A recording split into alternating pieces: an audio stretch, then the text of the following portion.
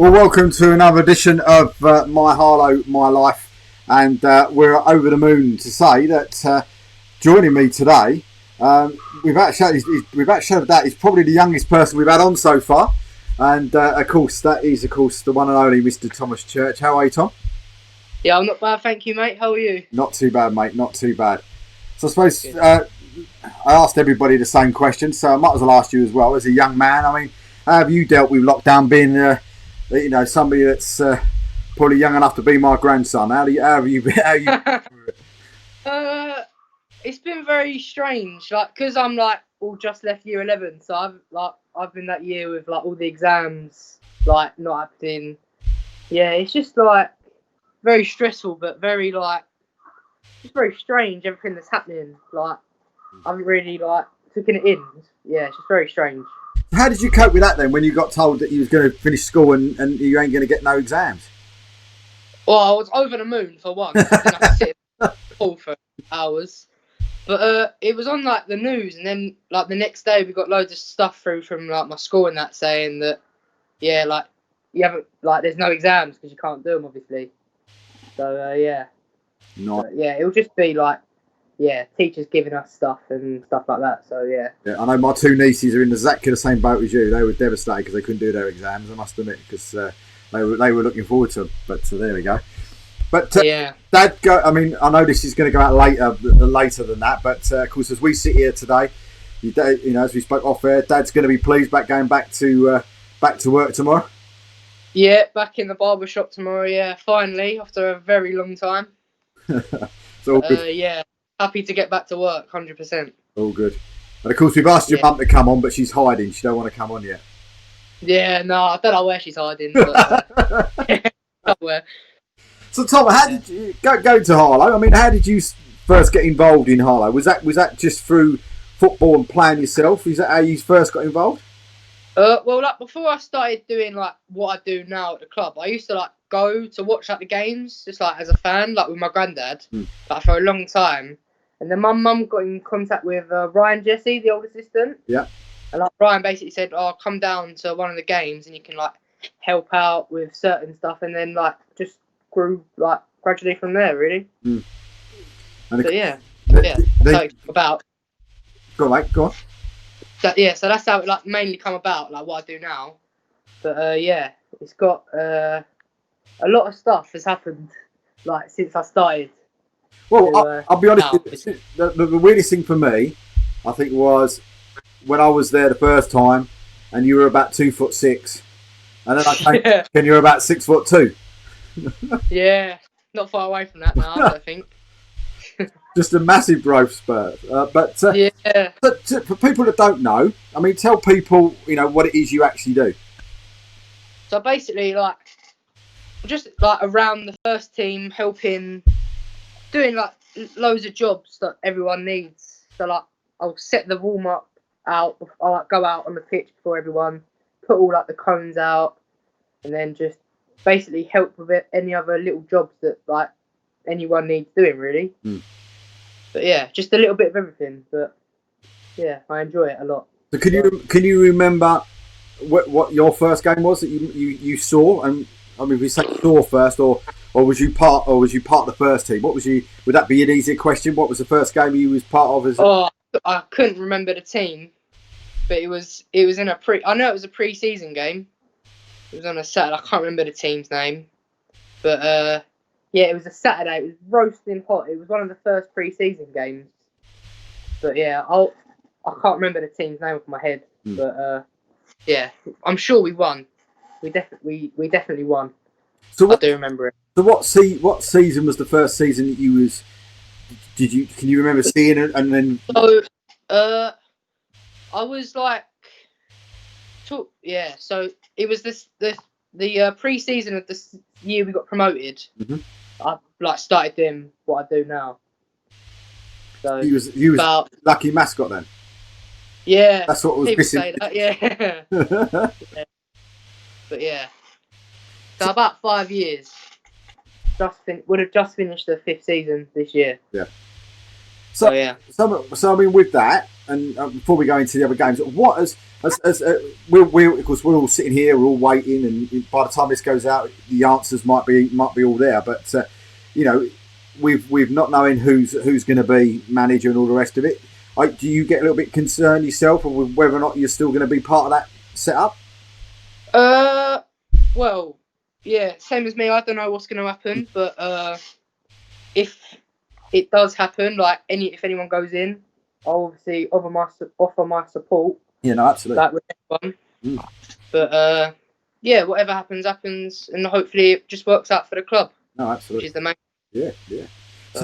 So first game that season that you remember us going up. I mean, what's your first game that you can physically remember of, in your head that sort of sticks in your mind? I remember going to Tilbury away. It was like a Tuesday night, but it was right at the start of the season. Bit of luck, really. And I remember turning up there. I was going, wow. Like no disrespect to Tilbury at all, but yeah. It was a lot different to the stadium that I'm used to at Harlow.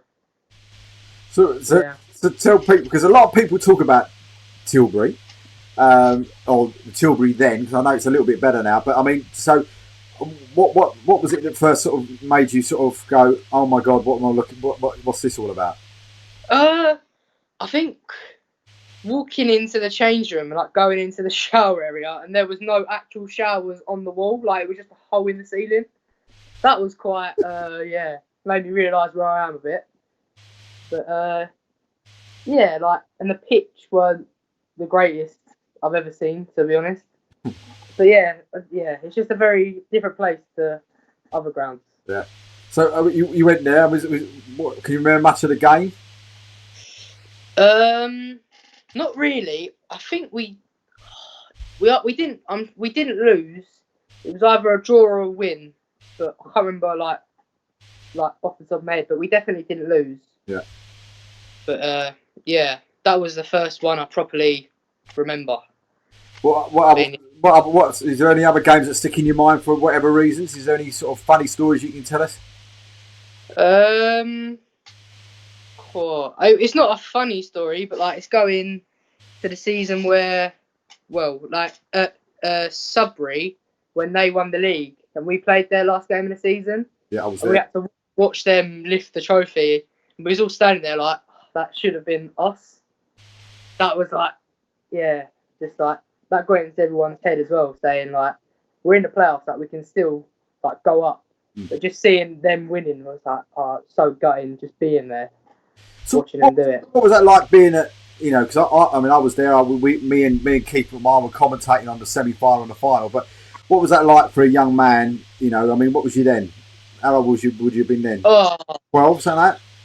11, 12? Yeah. Yeah. 11, for a young man, sort of 11, 12, I mean, what was that like to be there on the bench, as such, or around the bench area, shall we say, with that amount of people all behind you? I mean, that must have been a bit of an experience as well, mustn't it? Oh, it was mental. Obviously the playoff final was like brilliant. Like it's obviously the best day like I've been involved with, but the semi-final for the actual football, we were unbelievable. Like I don't know if I've seen many better games like Harlow play. Just like completely outplayed them. It was unbelievable, and it was a Tuesday night, and I still remember there being hundreds of people there. I was like this is like a proper game. And, like I think once we won that, we went in the change room. It was like everyone had that like belief. It was just like like we're gonna do this. You know what I'm saying? But it was just that was probably the best one, but the playoff final was just unbelievable. The whole day, it was incredible. Like just turning up there, there being like, was that 1,500 people, something like that. So I've never been used to that before, and seeing all these people. But yeah, when we won, like this feeling, everyone had it. Like just this buzz. We've actually like done it now. Yeah. It's unbelievable. Yeah. So I mean, from people looking, and and when I spoke to Danny previously, and I spoke to him twice in quick succession on the My Harlow My Life, and then on my show on a Monday night, and he talks incredibly passionately about you.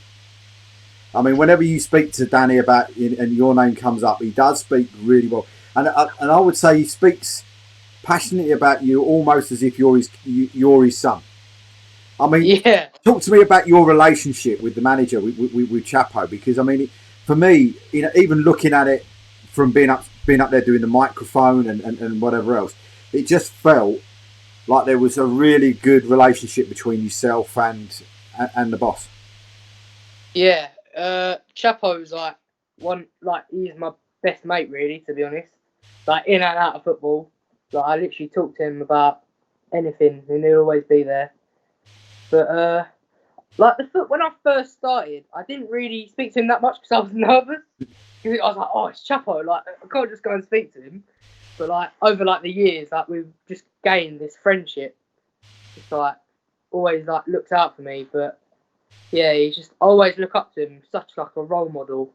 Like the way he speaks, just like such like an idol, really. To be honest. But he's very intimidating as well, isn't he? And I think that's what you were saying at the beginning there. He's got that very intimidating look to him, hasn't he? Yeah. When I didn't know him, I was like, I can't just go and speak to him. It's like it's Chapo, like. Yeah, but yeah, once you get to know him, he's one of the nicest people you'll ever meet. Like, just such a caring gentleman. Like that goes through like his whole family as well. Like little Harry as well. Yeah, I was going to ask you about Harry because Harry's then sort of come on and sort of almost been your assistant, hasn't he? Especially when I was there. Do you know what I mean? In that sort of final that season, he sort of as the season went on, he sort of became almost your assistant. So, are you trying to? As a what? You're 16 now? Are you 16? Yeah, 16. Yeah. So are you a 16-year-old now trying to pass on stuff that Chapo's passed to you, but you feel like you're almost passing that experience onto Harry? Because it's what it seems like from the outside. It almost feels like you've got your arm around him, looking after him, and yeah, I get what you're saying. Yeah, but he's probably a better footballer than me, to be honest. he's better than me. But Harry's like a little brother, to be honest. That's how I look at him. I don't look at him as a friend. He's like a little brother. But yeah, all the stuff I do, like he's there, and I'll be like, oh, Harry, can you, like, if you do that, like, you know what I'm saying, like just helping him with little stuff. But yeah, he's a great little lad, Harry. Just unbelievable. So I mean, with the players, I mean, again, even with the players, if we can see in the background, and I remember you getting that shirt in the background. I mean, the players absolutely loved you as well, didn't they? The likes of Reedy and Fabs and Junior and all the rest of them that were in part. They were all part of it. But in that season, I mean, who was your favourite? No one will know. Trust me. You can tell me. Was it? I mean, was it the big man? Sonko? No. I'm talking about the big man. Oh. Mr. Joe. Yeah, well, I love all of them, especially like that group, like the promotion, like team that got promoted. But honestly, the one I look up to the most is Craig Pope. Like, he's just a great footballer, but he's got this side to him where when you see him playing football, you wouldn't expect him to be the way he is off the field. He's just like such a well-rounded, just like gentleman, just like to be around and speak to. And that's really interesting. You say that because my I've tried to get Craig on the show and not had a response back from him yet. But it's that type of thing where you almost see him as being somebody that he's how can we put it, a bit like what he's like on the pitch, off the pitch. But then I look from what you've just said, he reminds me very much of somebody that I had a lot of time for in the early days when I was there, in Danny Brown. Danny Brown, again, was one of these blokes who would, kick you into the stands, but afterwards, he'd take you out for a beer. Do you know what I mean? Yeah. So it's really interesting hearing you say that Craig's possibly a little bit like that. Not that he would take you out for a beer, not yet anyway. Well, not yet anyway, yeah. Not long. But I mean, in the dressing room, yeah. I mean, in the dressing room itself, I mean, was you in the dressing room when Chapo was giving team talks, and maybe when Chapo was losing his stack a little bit? Were you in there? Yeah, yeah, yeah. Before the game, half time. Yeah, it's just very like just being in there. People won't understand like standing in the stand, like not being involved. Like when you're in there, how like his knowledge of the game is unbelievable. The way he'll pick apart a part of like the game that's happened or a situation and tell you like how you can improve. So like just amazing. Like to just be in there and hear him speak like that. It's just But yeah, it's just good being in there. Like it's always such a good environment to be in. Everyone's such a good togetherness. There's always mainly been a thing at Harlow is the team. Had such a good togetherness. So which I think is more important than being a good side at some point. It'd be an interesting question for your mum or your dad, I suppose, or your granddad. But, what did they feel like with you being in there as sort of like an 11, 12-year-old young lad, being into a dressing room full of adults that, no disrespect in football, it's going to kick off every now and again, and there's going to be a few obscenities said left, right, and centre, and Chapo, going off the handle when we've lost the game or whatever. Were they concerned for you in there because of what might have been said or not said? What my mum and dad? Yeah. At first, yeah, but like because they know I'm just used to it now. Like so they're like, yeah, he's used to it. Just that's what he's like. So yeah, they just they're very supportive of me going to football as well, which is also very good. Well, I mean, the only time I've ever heard Chapo fly off the handle, and I know these are loads of times, I bet, but the one time I remember was, I think it was an FA Cup game. We was away at, I think it was Barton Rovers, and it was a bit, I suppose, for you, a bit like a Tilbury ground. And I remember him going in, and I can't even remember what the score was at half time or whatever it was, but he was not happy. Let's just say that. He wasn't happy. And he flew off the handle massively in the dressing room. But the walls must have been like newspaper, because you could hear every single word outside. And all I can remember is Maria walking past going like this as she walked past the dressing room, because you could hear every single word he was actually saying. But does he lose his rag in there? Does he give him a real roasting in there? Sometimes, but I think everyone should have that, Like sometimes I think if you're losing at half time, example, sometimes if you get yelled at, I feel like it gets a reaction from people, and they're like, "Oh, right, we've got to go and go back out and prove, like basically proving them wrong." So like, "Oh no, we can actually do this," Sometimes it's good to get a reaction out of people because it makes them work harder. And I always remember when I was kit man, but I was never as brave as you to stay in there. Do you know what I mean? I used to do the kit and then get out. Yeah. And then wait half an hour, 40 minutes after everybody else had got out, and Alex Reid would come out after be the last person out, and then I could go in there and pick up all the kit. Yeah. Sometimes I feel like that, but I'm like, nah, got to go in there and help people. So yeah. But going into that season or last season? So was you surprised when? Did Chapo tell you that he was going to resign personally, or did you just hear it, or and was you sort of? I would have thought somebody like yourself with that amount of admiration for the man, you must have been really, really upset. Yeah, obviously, it felt strange being at the club because I've not known any different apart from him being the manager, So I can't remember the actual team he was playing against, but it happened on a Saturday. And we had a game the Tuesday night, and I walked in. I remember it was just this feeling around the whole place. I was like, I've never felt this before. It's just very, very strange. But it was weird. Like obviously I didn't like it, but people have to change sometimes to suit other things that are going on. So you have to adapt yourself sometimes. So talk to me about you yourself and your football career, because if I remember rightly, you're a goalkeeper. I was a goalkeeper, and then I had an injury, and then I was that year going from 9-a-side to 11-a-side to the massive goals. Basically, I got really scared. I was like, nah, I'm going to play outfield. Yeah. But I'm a fullback. So yeah, left back. Yeah. So who are you playing for at the minute then? So I'm playing for Epping Youth. Right, okay. Yeah, so I played there when I was little till I was for a good few years. Then I left and played for Harlow for a little while. Then went to a team called Parslow, and then went back to Epping last season. So yeah. So how have you found the change from goalkeeper then to fullback? Good. Yeah, it's good. I like playing outfield because I'm quite vocal when I play football.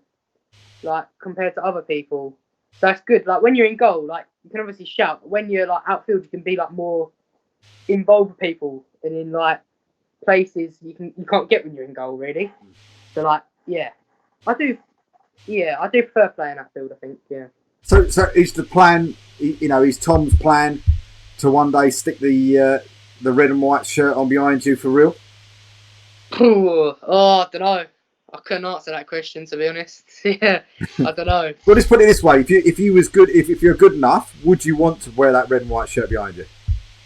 Yeah, just playing football in general. Yeah. But it'd mean a lot to me if I did one day. Yeah. And I see your brother as well. Your brother's been getting a bit of training. Was it your brother getting training from Chapo? Yeah, Toby, my little brother. Yeah. Good player. He's a good little footballer, to be fair. Yeah. He's a centre forward or just like a number 10 sitting in the hole. Yeah. But yeah, he's a good little player, to be fair to him. So you've not took Chapo up on it yet, then? Nah. Nah. No way. No way. Why no way? Oh, I don't know. It's just I'm not really sure. Just because him. Yeah. You don't want to volley when you stick it over the bar. Yeah, exactly. Yeah, exactly.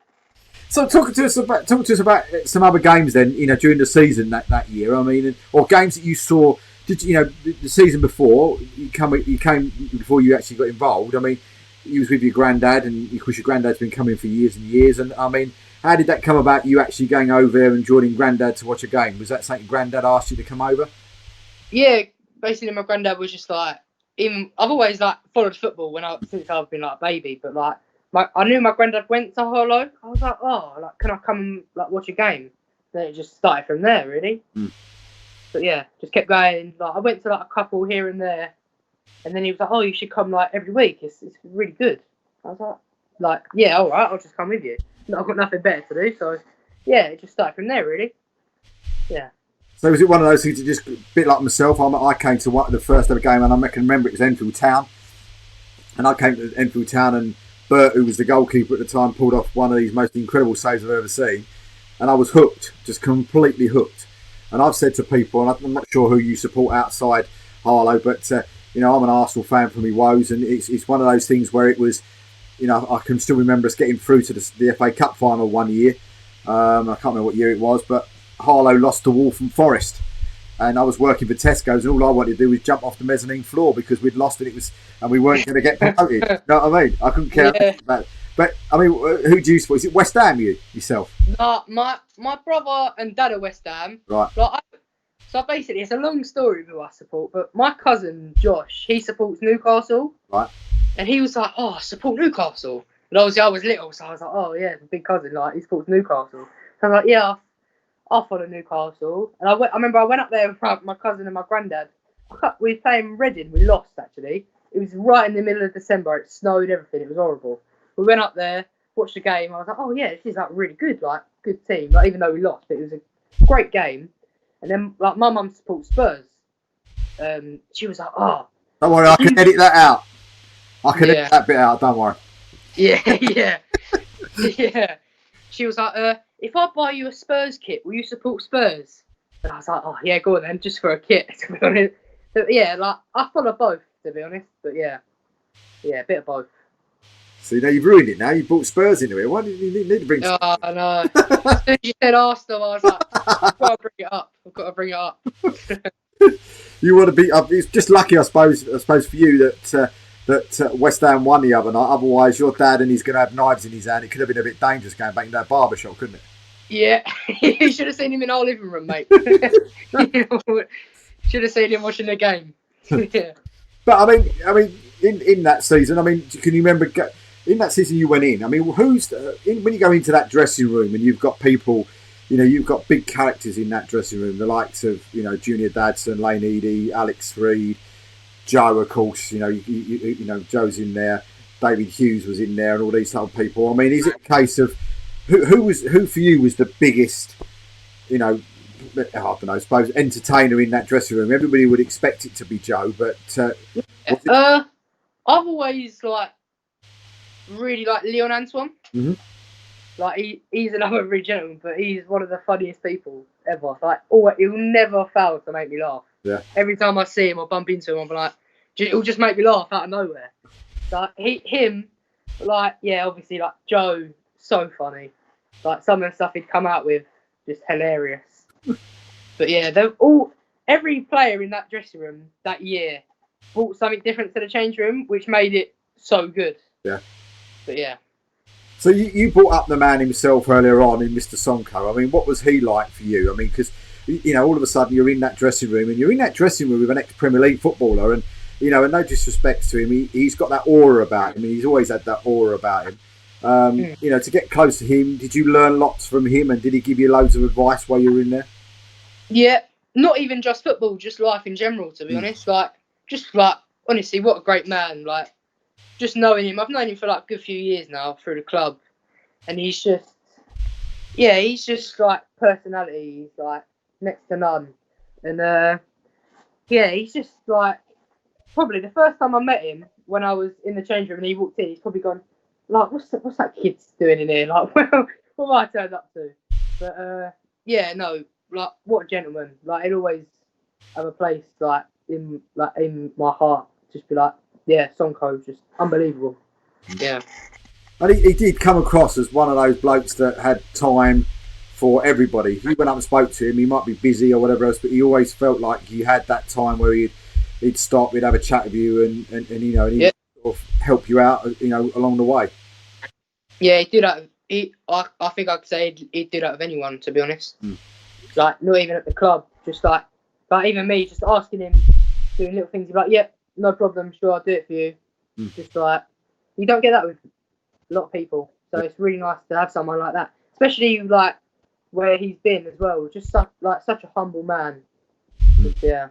So what was it like? I mean, it's something I want to come back to in that season. I think it was that season, but I'll come back to that in a minute, because it's probably, I'm guessing it's probably the biggest down thing for you in doing what you're doing for Harlow. So I'll come back to that in a minute. But after we got promoted, we got into that playoff final, we got promoted. What was it like? What was it like in the dressing room, inside there, and once it all finished, and and could your mum and dad actually get you out of the dressing room? Was probably the other.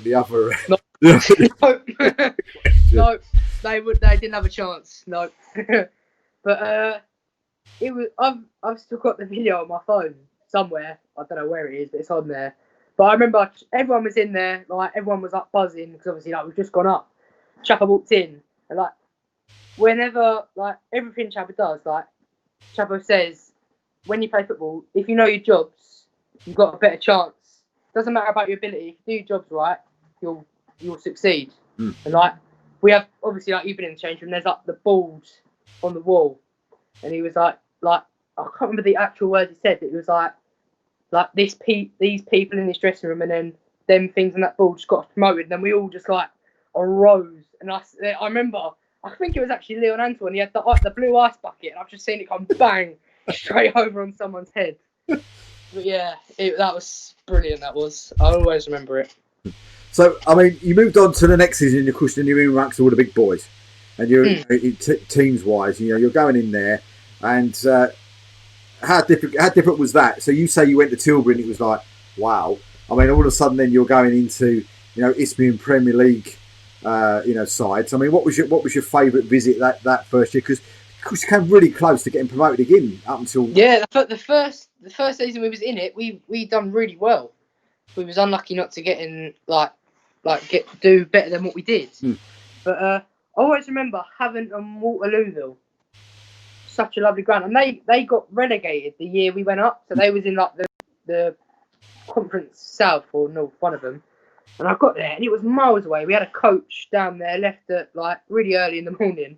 We got there, and I was like, when you see all the Premier League games, the sprinklers coming out of the pitch, they had that. I was like, God, this is like a proper stadium. That's like, and we got beat, and then we went back there in a cup the same year and beat them 3-0. I remember that. Yeah. But yeah, I turned up there and I was like, wow, this is like so different to last year. It's unbelievable. But yeah, that was probably my favourite one. I mean, going there, and of course, then was that Was that also the season that Junior spoke about where he got sent off at Faulkner. Yeah. or was that, That was the same year. was that the same year or was that the year after? It might have been. It was either the end of that season or the start of the. I'm sure. No, I'm sure it was that season. Yeah. So yeah, I'm sure it was that season. Do you remember seeing him get sent off, and what was your reaction to it? Yeah, I remember it. I was just like, oh, it's like you never picture him to get sent off. Yeah. So I was like, what's just happened? Like, but yeah, and I remember it because like where Faulkner is, where you go, our dugout is like right next to where you walk in. There's these chairs. So I was sitting there and I could see it perfectly. It's one of them ones where you have to be like right underground. So I was watching it. I could really take it all in what happened. But then I was like, yeah, it was just very yeah, just odd because you don't expect that like to happen. Like, what did he actually say in the dressing room afterwards? Did he say anything to anybody in the dressing room afterwards? honestly, I can't really remember what happened after in the dressing room. Because did you see his interview? Did you see what he said about it? And he was really sort of like, even then he got quite angry about it and basically turned around and said it was the closest he's ever come to actually smacking somebody. Yeah, and he's obviously like angry. Like I think anyone would be in that situation, you know. But Junior's like a very composed man. I think that's the right word to say. No, absolutely. Yeah. So yeah, he just dealt with the situation very adultly. I think that's the right way to put it. So, Yeah. I mean, Danny said from that game onwards, then that's when it started to go a little bit wrong for that season, and it was sort of almost a downward spiral from there. So what was it like for you when you started seeing, you know, as a young man, the sort of breakup of your team, if you know what I mean? So the likes of Junior leaving, and then Alex Reid leaves, Fabian leaves, and David goes as well, and a few others. I mean, what was that like for you? Was you know, as a young man to see sort of like people that you'd worked with and almost grow disappear and go? It was hard. Yeah. Really hard. Because like I was still like quite young at the time compared to what I was now, like what I am now. And like because I've only like really been there with them people. Like I haven't experienced what I do with anybody else. So I was like not like disheartened, but a bit. I don't know how to explain it, but just like it's just very. It's like losing your best friend. Yeah. You can put it like that. Yeah. It was a strange time, and of course the following season we end up going back down into the South Central. What was that like going in there like this season into that South Central? Because if you're talking about, I mean, some people have said about Tilbury, but now all of a sudden you're travelling to some weird and wonderful grounds, and maybe not anywhere near as good as say some of the grounds in the North Division. Honestly, because we've like apart from us being in the Prem, we'd only been in the North. We hadn't been in any other leagues like for a long while. So we was quite like no one really knows us. Like no one's really come against us. So we was like we could use this as like an advantage really because they don't know how we play. Obviously we don't know how they play, but like that's a good thing where other teams like in like the North, for example, you have like your Averleys, your Sudbury, like them teams that always play against each other. And with the South Central, it's like not like that. We've never really heard of any other teams that are in that league. So yeah, but the travelling, we're going past Heathrow pretty much every other weekend. Well, I know. We went away to Somerset, and as we was passing Somerset, I was passing all these grounds and going to the missus. They're in Harlow's league. They're in Harlow's league. They're in Harlow's league. Yeah, it's all them. They're all next to each other. Yeah. Yeah, it's like Bracknell and all that miles away. It's just absolutely incredible. Absolutely incredible. So, if I asked you first, what would you say was the most either upsetting or darkest day for you doing the job that you do for Harlow? Well, obviously getting relegated was like terrible. Like, obviously no one wants to get relegated. And like, the thing was like we put in. Like, I know we didn't have the best season, obviously, but we put in so much effort, especially like the last running of games. We were so disheartened because we had. Like, I don't know like how, but we like boosted this belief. Like, we can get ourselves out of this. And when it happened, I remember it was Hornchurch away. It was the game before the last game of the season. that was actually confirmed that we was going down. And I remember going in the change room after, and I was obviously upset because like it's not a good thing. I was holding it in, and I got in the car. I was just like, I went to my mum, like, I can't do this anymore. I started like crying. I was like, Mum was like, what are you crying for? I was like, like it's football. Like obviously you don't want it to like, you don't want your team to like do badly, and like yeah, it was just such a bad day, but. Yeah, it was just. I don't want to get relegated ever again, to be honest. Yeah. See, you say that now. I was quite surprised because I thought you were going to say a certain trip to a conference south side in the FA Trophy, because I remember back going to Bath City, and we were going down to Bath City in a replay, not knowing if Sonko was going to play, and I think Junior went into it that he was late on the coach. I don't know if he was on the coach that day. Yeah, I got a day off school that day. Yeah, so and literally Junior being about half hour, 45 minutes late getting on the thing, and John and Danny were doing their stacks because he hadn't turned up, and Tom and all the rest of them. We finally get there. The game starts, and you're on the bench. Yeah. So, I know what you're going to say. So now tell everybody what happens next. Because I was absolutely shocked by it and appalled by it. And I was match day secretary at the time. And what happened next was just absolutely appalling. But you tell the story from your point of view. Yeah, so like I was only, like 12 at the time. 12, like probably just turned 13. And I've always sat on the bench. Like that was just natural. Like since I've done what I've done, I was like, oh, sit on the bench. Like, it's like normal. So I put up the subs boards, and then next thing I know, like the referee runs over to Chapo, and he says like, I can't sit in here.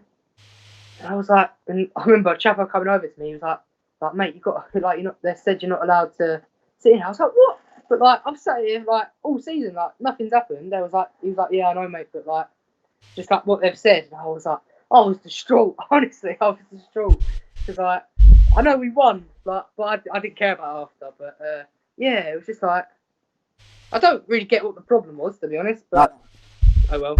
No. Yeah. I just remember you being distraught and trudging off the out of the yeah. That was it, and you're just thinking, how can you do that? To a 12-year-old lad that's been sitting there all game.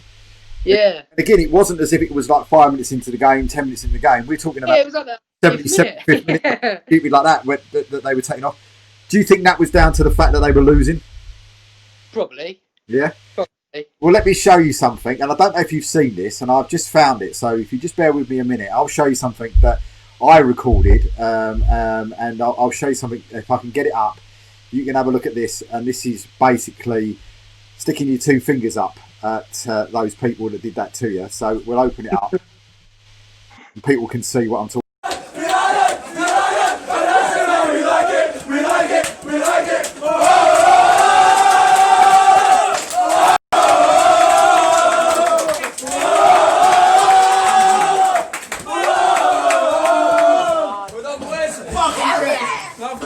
Oh my god! Get in here!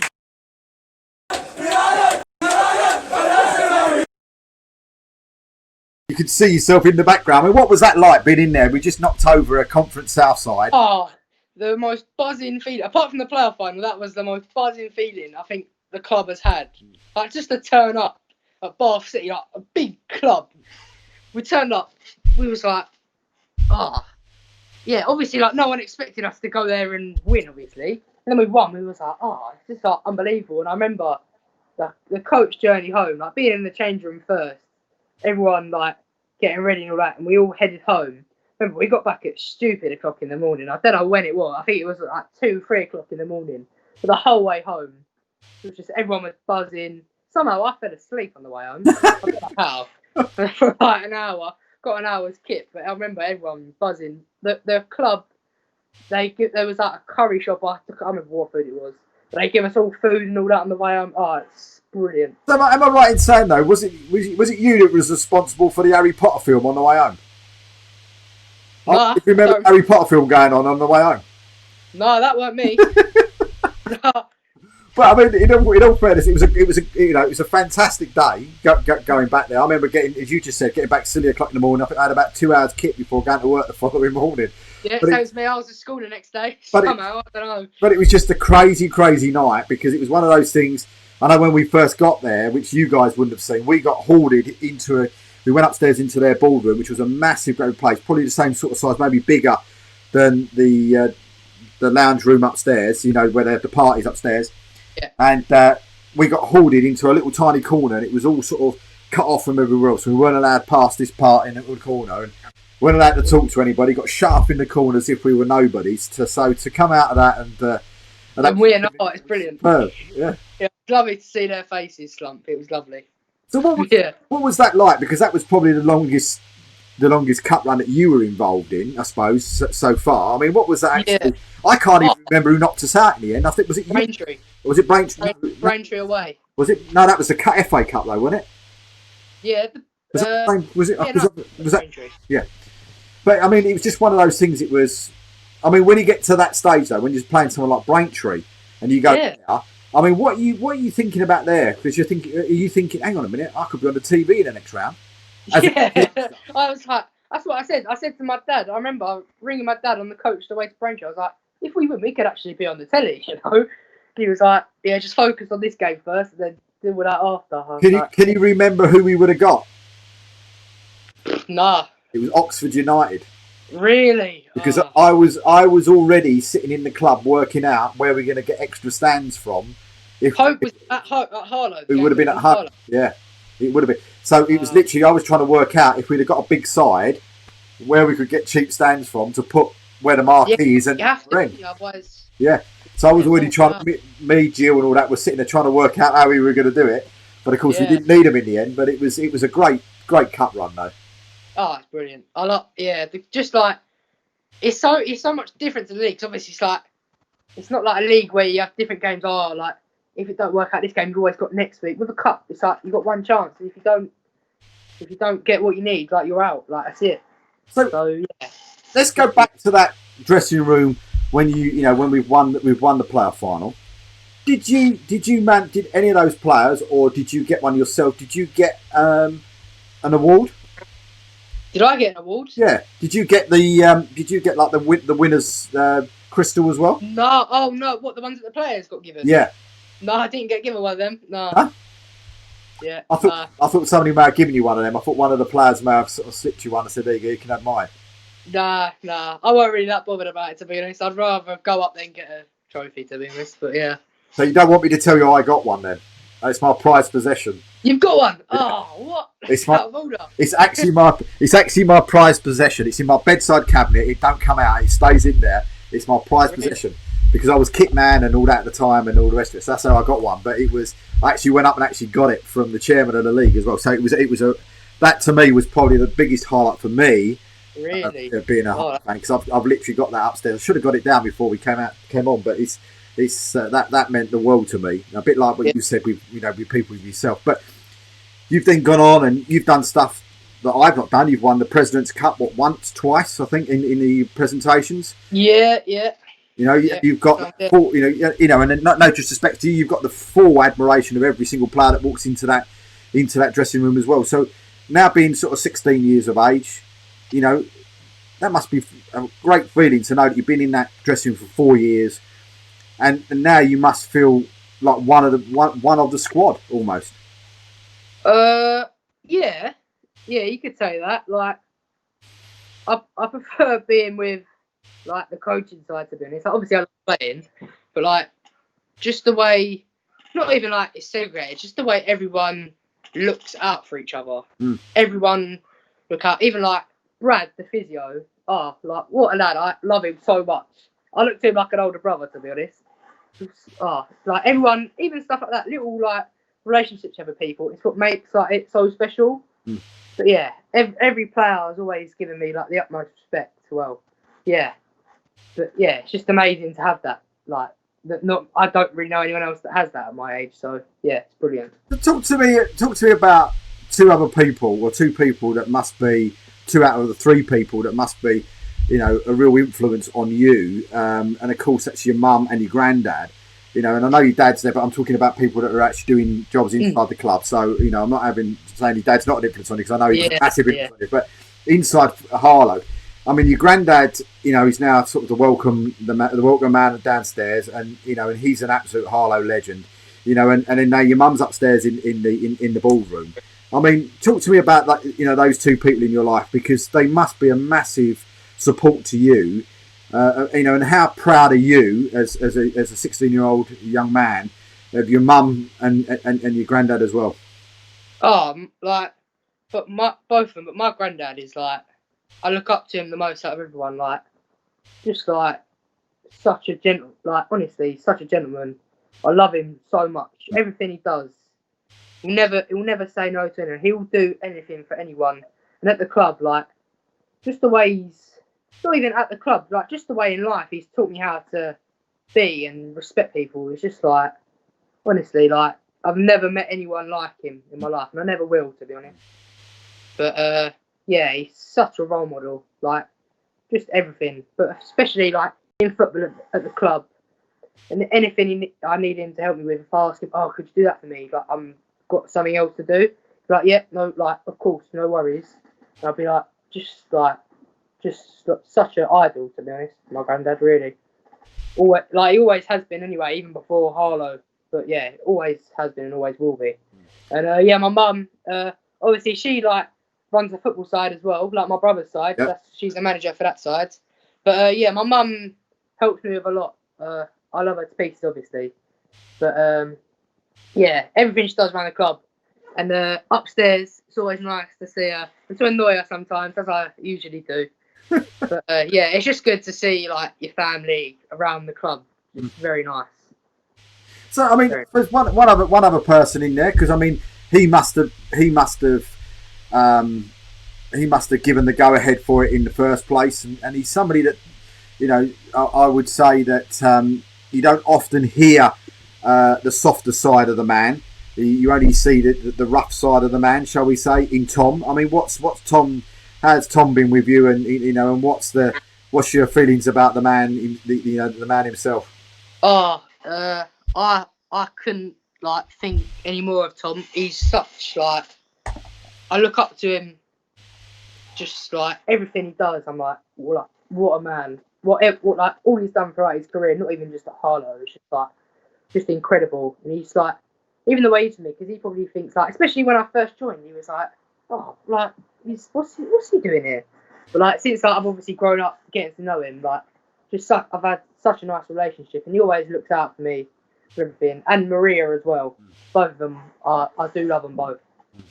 But yeah, just such a gentleman, such a great man, Tom is.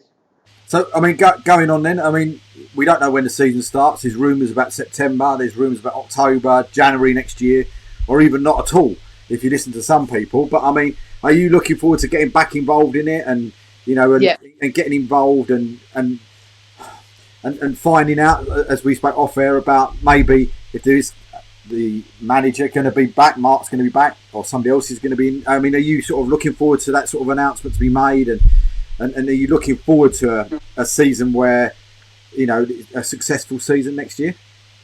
Well, yeah, of course. Like, always want to be successful, but whatever happens with the whole manager like scenario.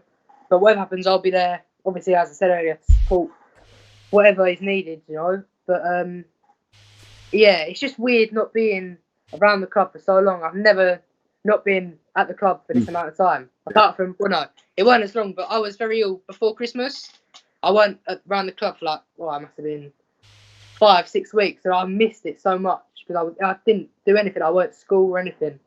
I was like when you're not there, it really like hits you how much like the place means to you. But yeah, I can't wait to get back. So, what about you know, a shout out maybe to the fans? I mean, what are the fans like with you? I mean, have you found them being funny? They got a song for you yet, or have, you know? No song. Speak out, don't mind that, to be honest.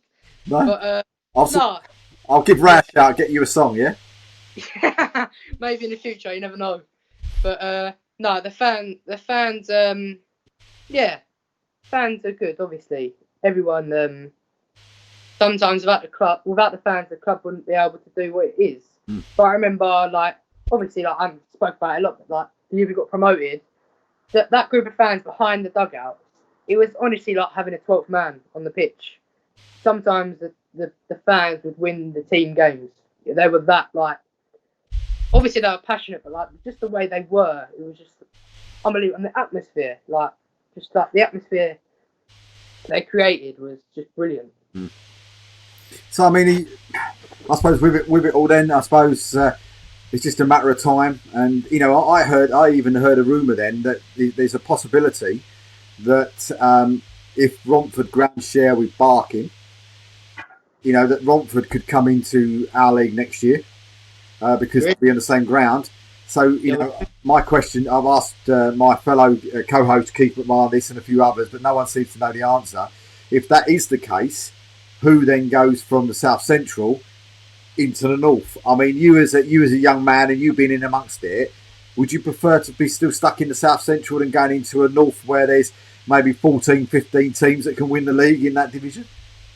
For travelling reasons, I'd like to be in the North. But football reasons, I think, like, there's obviously good teams as well in the South Central, but yeah, there's some good teams in the North, you know. Like, it's always very competitive. Yeah. But I like the South Central. It's just the travelling that's really annoying. Yeah. Or as we call it, the Jigsaw League, because it's just all people just all win thrown in together. Yeah, there you go. I bet that's an easier way to put it. Listen, mate, time's flying by, and I'll tell you what, mate, I've really, really enjoyed listening to you today. Listening to such a young man speaking so grown up, he's just incredible. And I really appreciate you coming on. Really appreciate you doing the show with me. No worries. Wish you all the success for what's coming for you, because I think you deserve everything that's coming to you. Thank you. Means a lot. Really Your mum and dad and your granddad should be extremely proud of you. I think everybody at Harlow is extremely proud of you.